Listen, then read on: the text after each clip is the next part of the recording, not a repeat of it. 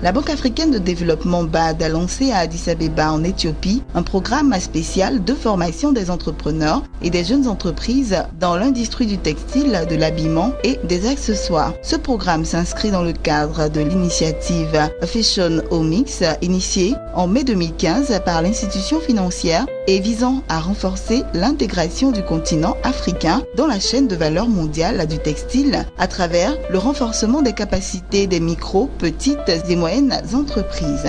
Dans cette première phase, la formation a concerné 95 personnes, dont 64 femmes, représentant entre autres l'association éthiopienne des créateurs de mode, des entrepreneurs de mode ainsi que des créateurs indépendants. Les sessions de formation devraient également se dérouler au Kenya, en Afrique du Sud, au Nigeria et en Côte d'Ivoire.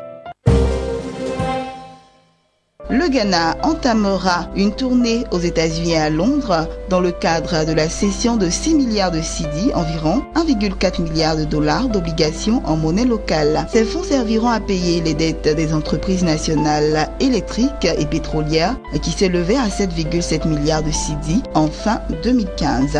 Selon le ministre ghanéen des Finances qui a révélé l'information, cette opération est la première d'une série visant à céder pour 10 milliards de cedi d'obligations à travers un véhicule spécifique. L'opération sera adossée à une taxe sur la production des hydrocarbures. La maturité de la dette sera de 10 ans au maximum.